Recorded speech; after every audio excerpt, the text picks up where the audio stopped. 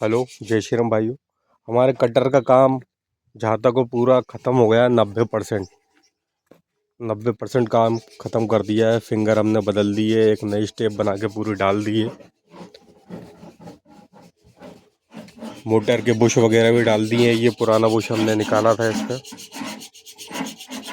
अभी इसमें का एक नया बुश डाल दिया है। एक हमने स्पेयर पार्ट्स में पड़ा हुआ है। अब ये थोड़े से नट वगैरह कसाएंगे।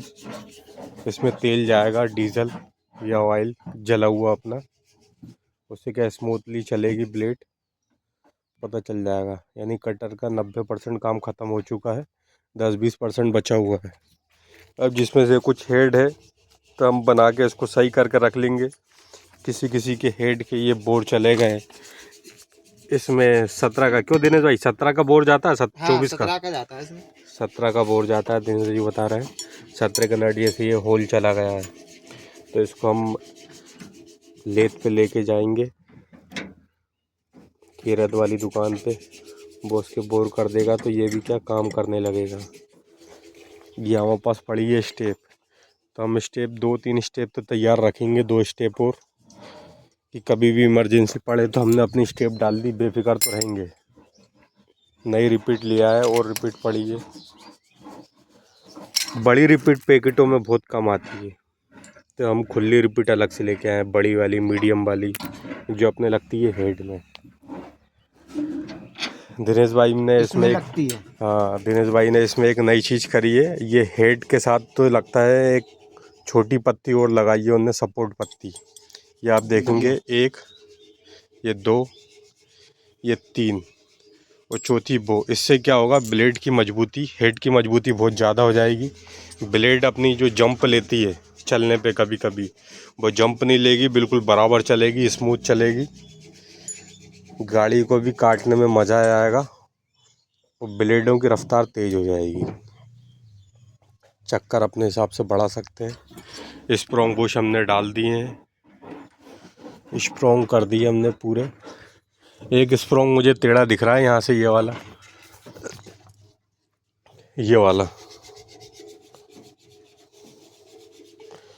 स्प्रोंग का काम ये होता है भाइयों कि ये माल को अंदर खींच के फ्रंट उग्गर में डालती है।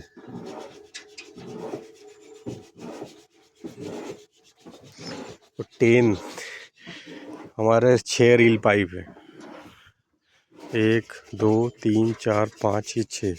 इसमें टेन 10 की लगी है, हर गाड़ी में अलग अलग लगती है। विशाल में 11 की लगती है, 10 में इसमें 10 की लगी है। विशाल में 12 की भी कोई लगाता है, सबकी अलग अलग लगाता है।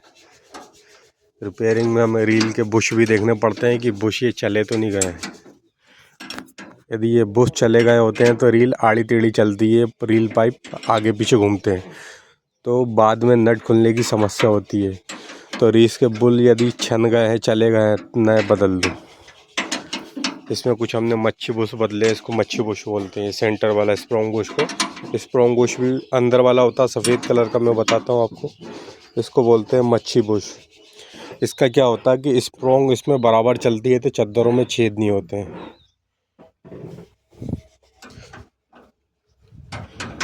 जंग काफ़ी खा गई है। अब हम ग्राइंडर लेके आए हैं, थोड़ा सा घीस में इसमें प्राइमर या काला पेंट करेंगे रील के हिसाब से, जो काला पेंट था इसमें।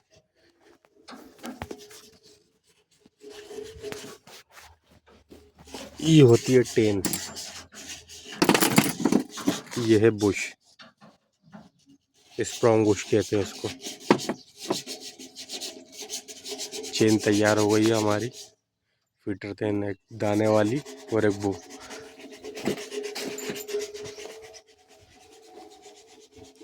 एलिवेटर के हमने बुश बदल दिए हैं, कि दूसरे एलिवेटर के बुश और बेरिंग सब सही कर दिए।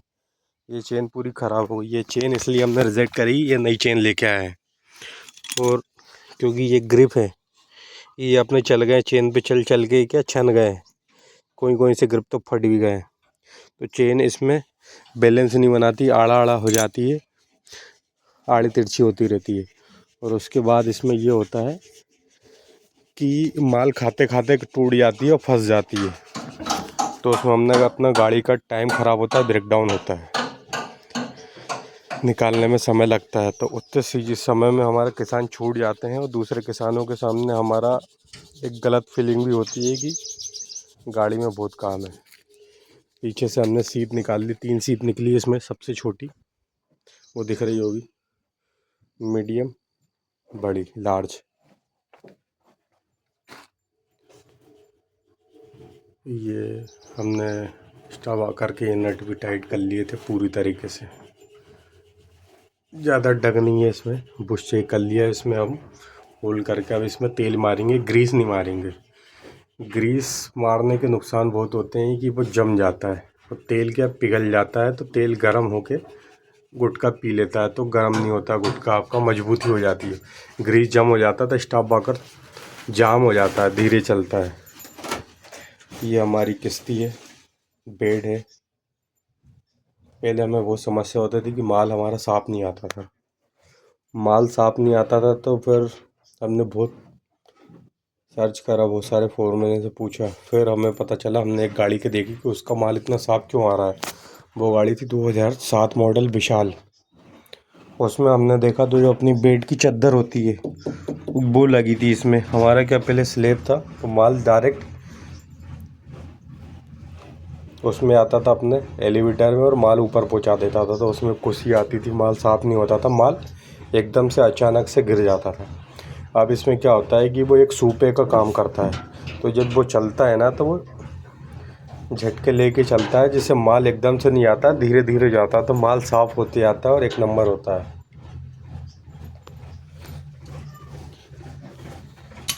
अब ये हमारी ये पत्ती थी, हम नई लेके आए थे, पहले 2 सीज़न हो गए हैं, तो उसी दुकान से हम सामान लेते हैं। और तो इसके नाप की पत्ती लेके आना है। ये क्या पत्ती चौड़ी हो गई, बड़ी हो गई। ठीक है भाई, मैं लगाता हूँ फ़ोन।